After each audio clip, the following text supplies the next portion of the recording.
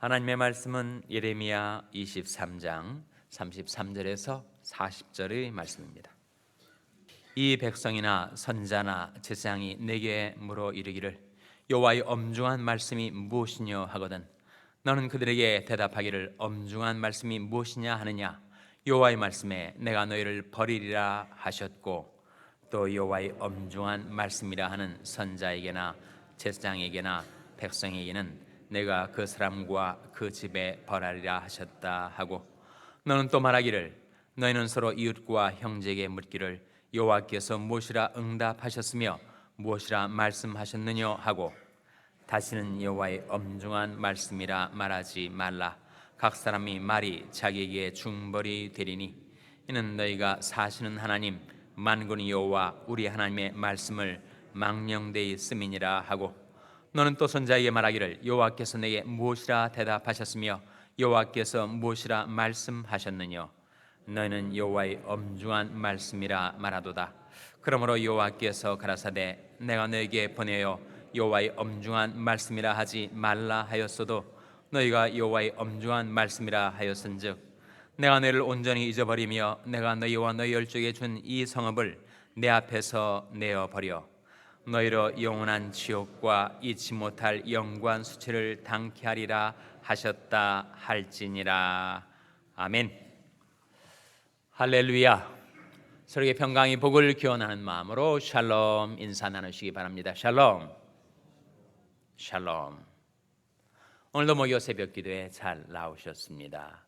앞으로 교회의 일정에 대해서 한두 가지 말씀을 드리겠습니다. 6월 11일 붕한국이라는 탁월한 한국의 찬양단을 초청해서 우리가 찬양 집회를 갖습니다. 토요일인데 토요일 저녁 7시 반부터 시작되는 이 붕한국은 정말 영감 있는 찬양을 작사 작곡하고 부르면서 한국 교계의 붕의 물결을 일으켰던 하나님이 쓰시는 귀중한 찬양단입니다.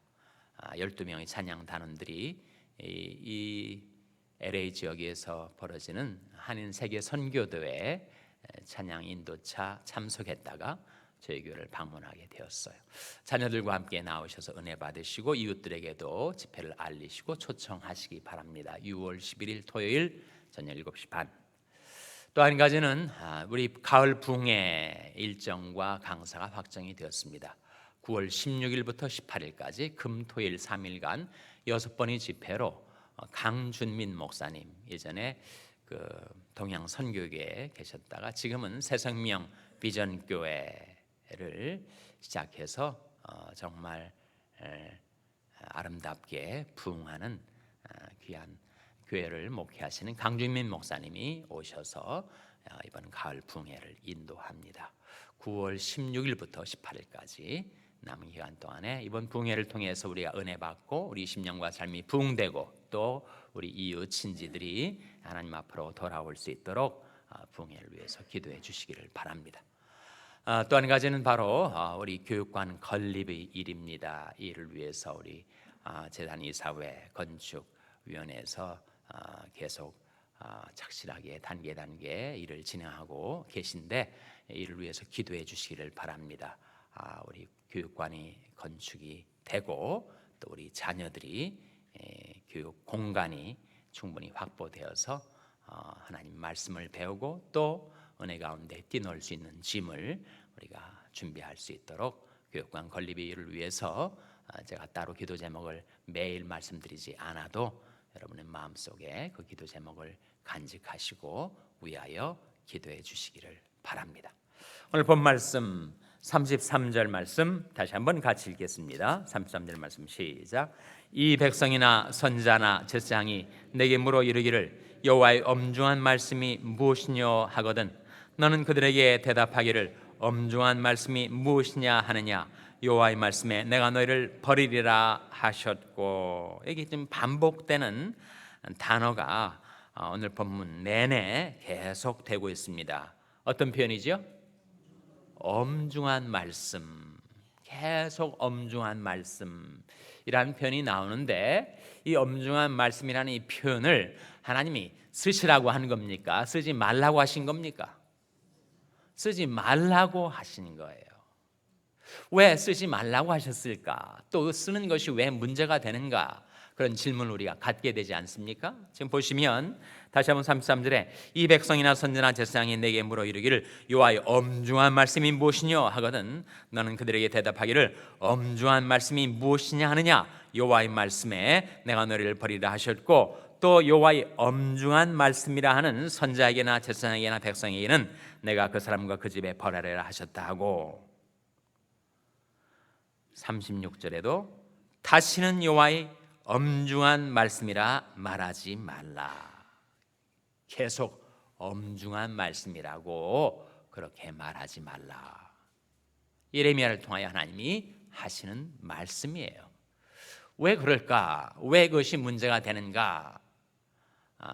그 원래의 표현은 여호와의 짐이 무엇이냐 그렇게 묻는 표현입니다. The burden of the Lord라고 해서 여호와의 짐이 무엇이냐 즉 그것을 묻는 선지자나 제사장이나 백성들의 의도는 왜 하나님이 우리가 지기 어려운 무거운 짐을 계속해서 우리에게 지워주시는 것입니까? 라고 하는 항의와 반항의 의도가 그 표현 속에 들어있기 때문에 하나님이 그것을 금하신 것입니다. 여호와의 짐이 무엇입니까? 왜 우리를 무거운 짐지고 괴로운 인생을 살게 만드시는 것입니까? 도대체 하나님은 정말 선하신 의도로 우리를 다루시는 것입니까? 도대체 여호와의 짐이 무엇인가? 라고 묻는 그 백성들에게 다시는 그 표현을 쓰지 말라. 너희들에게 다가오는 고통과 무거운 인생의 짐은 내 말 때문에 생긴 것이 아니라 너희의 언어와 행위 때문에 스스로 자초한 것이다.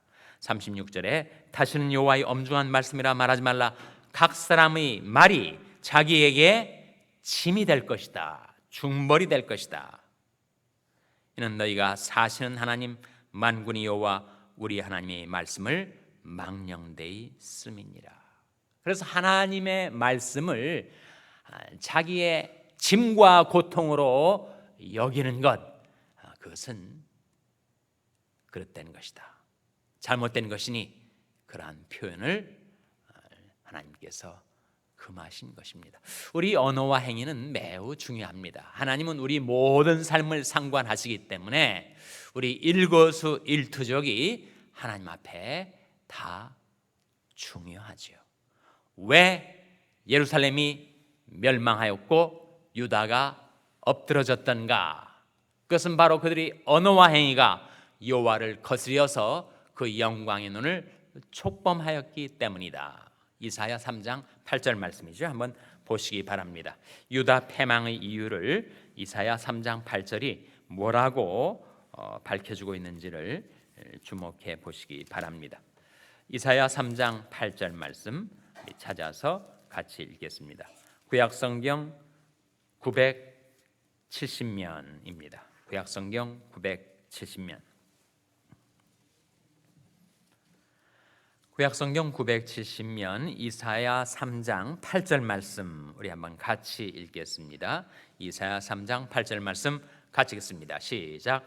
예루살렘이 멸망하였고 유다가 엎드러졌음은 그들이 언어와 행위가 여호와를 거스려서 그 영광의 눈을 촉범하였음이라. 이 말씀 속에 예루살렘과 유다의 패망의 이유가 무엇인가? 그들이 언어와 행위가 여호와를 어떻게 하였다고요? 거스렸다. 거스려서 그들이 모든 삶을 감찰하시는 그 하나님의 영광의 눈을 그들이 촉범하였기 때문이다 라고 성경은 밝히 증거하고 있습니다. 그래서 이 예레미야의 시대에 와서도 계속해서 백성들이 하나님 앞에 반항하듯이 하나님을 거스려서 왜 하나님은 우리에게 그렇게 무거운 짐을 지워주시고 하나님의 말씀으로 우리를 얽매시고 우리 자유를 구속하시고 우리를 그렇게 괴롭게 살게 하시는 것입니까? 라고 말하고 있었는데 그렇게 말하지 말라. 하나님의 말씀이 너희 짐이 아니라 너희 말과 행위가 바로 너희들을 괴롭히는 무거운 짐이요 중벌이 된 것이다 라고 하는 것이 오늘 본문 말씀의 일관된 뜻입니다. 그러나 하나님께서 우리에게 하나님의 말씀을 주시는데 그 말씀이 무거운 짐인가, 우리 인생을 괴롭게 하는 악한 뜻으로 우리에게 주어진 것인가? 예수님께서 이렇게 말씀하셨죠.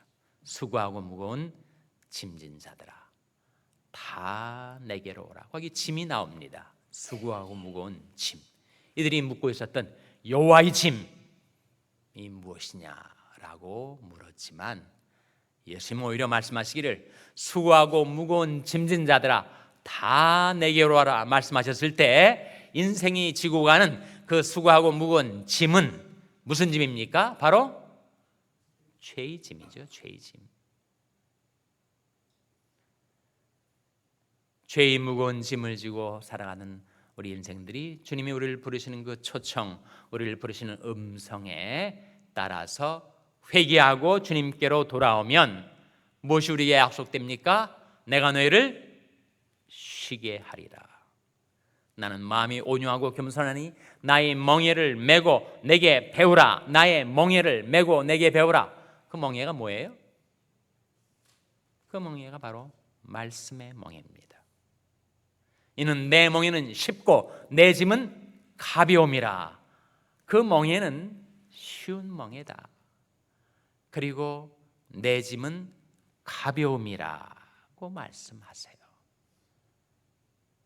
그러니까 우리 주님 앞에 가면 내가 지고 가던 죄의 짐은 주님께서 거두어 재주시고 주님께서 내게 말씀의 짐을 지워주시는데 그 짐이 엄중한 무거운 짐이 아니더라 하는 거예요. 내 짐은 쉽고 내 멍에는 쉽고 내 짐은 가벼움이라. 이번엔 실제로 한번 그것을 깨달은 요한 사도가 요한일서 5장 3절에서 하나님의 계명에 관해서 그것이 무거우냐 가벼우냐를 증가하는 대목이 있습니다. 한번 찾아보시기 바랍니다. 요한일서 5장 3절 말씀. 요한일서 5장 3절 말씀은 신약성경 392면입니다. 신약성경 392면 요한일서 5장 3절 말씀 우리 찾아서 같이 읽겠습니다. 신약성경 392면 요한일서 5장 3절 말씀을 같이 읽겠습니다. 시작. 하나님을 사랑하는 것은 이것이니 우리가 그의 계명들을 지키는 것이라. 그의 계명들은 무거운 것이 아니로다. 그의 계명들은 뭐가 아니라고요? 무거운 게 아니에요. 하나님의 계명은 우리가 지고 가기 힘든 무거운 짐이 아닙니다. 여호와의 짐이 무엇이냐? burden of the Lord가 무엇이냐? 그렇게 묻고 살지 말라. 내 멍에는 쉽고 내 짐은 가벼움이라 예수님 말씀하셨고 요한일서 이 5장 말씀에서 하나님의 계명은 결코 무거운 것이 아니라 하는 겁니다. 사실은 우리가 다 실감하지 못해서 그렇지 죄의 짐이 얼마나 무거운 짐인지, 인생을 번민과 괴로움에 빠뜨리는 것은 바로 내가 짓고 사는 이 죄의 짐, 그것이 내 인생을 그렇게 힘들게 괴롭게 만드는 것이지 하나님의 말씀은 무거운 것이 아니다. 뿐만 아니라 한 걸음 더 나아가서 하나님께서 우리에게 주신 하나님의 말씀은 그 의도가 우리의 행복을 위한 것이다. 신명기 10장 13절 말씀 한번 찾아보시기 바랍니다. 신명기 10장 13절 말씀에 하나님께서 우리에게 명령과 규례를 주시는 의도가 무엇인가 하는 것이 나타나 있습니다. 신명기 10장 13절 말씀 찾아서 같이 읽겠습니다. 구약성경 278면, 구약성경 278면입니다. 신명기 10장 13절 말씀 우리 찾아서 같이 읽겠습니다. 시작. 내가 오늘날 내 행복을 위하여 내게 명하는 여호와의 명령과 규례를 지킬 것이 아니냐. 하나님께서 우리에게 어떤 명령과 규례를 내리실 때 그것은 우리의 무엇을 위한 것이라고요? 우리의 행복을 위한 것이다. 그 선하신 하나님, 좋으신 하늘 아버지께서 우리에게 무언가를 말씀하시고 우리에게 명령과 규례를 주시는 것은 그것을 지켜 살면 우리가 행복한 인생을 살 수 있도록 하기 위함이다 라고 말씀하고 있습니다. 그래서 하나님의 말씀에 대한 우리 근본적인 가치관, 우리의 사고가 변화되어야 되는데 하나님의 말씀은 무거운 짐이 아니다. 하나님은 우리를 괴롭히려고 말씀으로 우리를 얽매려 하시는 것이 아니다. 오히려 그 말씀이 내게 임해야 나를 괴롭히던 모든 죄짐이 풀려 떠나가고 내게 진정한 자유와 안식이 찾아온다. 예수께서 자기를 믿은 유대인들에게 이르시되 너희가 내 말에 거하면 참 내 제자가 되고 진리를 알지니 진리가 너희를 어떻게 하리라고요? 진리가 너희를 자유케 하리라. 하나님의 말씀이 진리가 내게 임하면 나의 모든 죄짐 끊어주시고 풀어주시고 진리가 나를 자유케 해주시는 것이다. 그럼 제가 오늘 증거하고 있는 이 메시지의 가장 중요한 핵심을 예수님께서 너무 간명하게 한마디로 말씀하신 바가 있습니다. 나는 그의 명령이 무엇인 줄 아노라 그렇게 말씀하셨어요. 괄호넣기 한번 해보세요. 예수님께서 나는 그의 명령이, 즉 하나님의 명령이 무엇인 줄 아노라고 말씀하셨습니까? 영생인 줄 아노라. 요한복음 12장 50절 말씀 찾아보시기 바랍니다. 요한복음 12장 50절 말씀. 요한복음 12장 50절은 신약성경 169면입니다.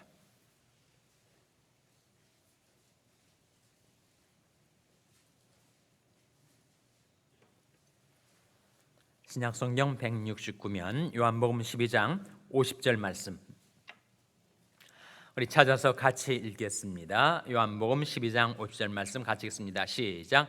나는 그의 명령이 영생인 줄 아노라. 그러므로 나의 이르는 것은 내 아버지께서 내게 말씀하신 그대로 이르노라 하시니라. 여기에서 나는 그의 명령이 영생인 줄 아노라.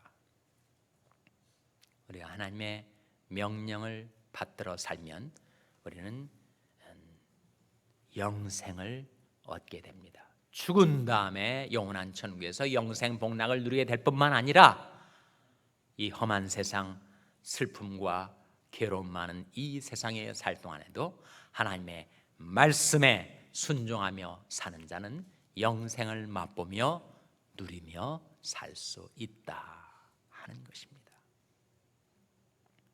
그래서 우리가 신앙생활을 하는 크리스찬임에도 불구하고 왜 하나님은 말씀으로 왜 우리를 자꾸 이렇게 얽매이고 구속하고 우리 자유를 제한하고 왜 그렇게 힘들게 내 하고 싶은 대로 못하게 살게 하시는가? 왜 나에게 이런 무거운 짐을 져주시는가? 그렇게 생각하며 그렇게 말하지 말라. 이는 내 멍에는 쉽고 내 짐은 가벼움이라. 그의 계명은 무거운 것이 아니로다. 하나님이 우리에게 명령과 규례를 주신 것은 우리의 행복을 위해서다. 하나님의 말씀이 내게 떨어질 때 거룩하게 살라, 감사하며 살라, 전도하며 살라, 사랑하며 살라. 우리에게 하나님의 명령이 떨어질 때 그 명령은 나로 하여금 영생을 맛보며 누리며 살게 하시기 위함이다. 그것을 오늘 본 말씀 우리에게 깨우쳐 주고 있습니다. 생활하시다가 하나님의 말씀이 생각이 나고 하나님의 말씀이 명령으로 여러분에게 임할 때 이게 나의 행복이지, 이게 내가 맛보아 누릴 영생이지, 그 말씀을 즐거이 순종하며 살아가는 가운데 약속하신 행복과 영생을 맛보며 누리며 사시는 여러분 되시기를 주님의 이름으로 축원합니다. 기도하시겠습니다. 오늘 말씀 기억하며 하나님, 저희들이 하나님의 말씀에 즐거이 순종하며 살게 주시옵소서. 기도하시기 바랍니다. 우리 자녀들을 위해서 기도할 때 하나님, 저희 자녀들이 하나님의 말씀에 즐거이 순종하며 의지하며 순종하며 살게 해 주시옵소서. 기도하시기 바랍니다. 평생에 낙한 지체들을 위해서 기도하실 때도 하나님, 하나님의 말씀을 보내어 저희를 고치사 위응에서 건져주시고 그 말씀을 순종하는 것이 제일 큰 즐거움이 되게 해 주시옵소서. 기도하시기 바랍니다. 우리 교회 샬롬교회를 위해서 기도할 때 하나님, 저희 샬롬교회가 늘 말씀에 즐거이 순종하는 가운데 평강의 길로 행하게 해 주시옵소서. 위하여 기도해 주시기 바랍니다. 여러분의 생업을 위해서 기도하시고 코이나니아 선교의 박정희 목사님을 위해서 기도해 주시기를 바랍니다. 교육관 건립을 위해서 부흥한국 초청 찬양 집회를 위해서 다가오는 가을 부흥회를 위해서 강주민 목사님, 또 우리 심령과 삶의 부흥을 위해서 기도해 주시기 바랍니다. 하나님, 이 아침에 하나님 앞에 나온 저희들을 성령으로 충만케 하여 주시옵소서. 이런 제목들을 놓고 우리 합심해서 기도하겠습니다.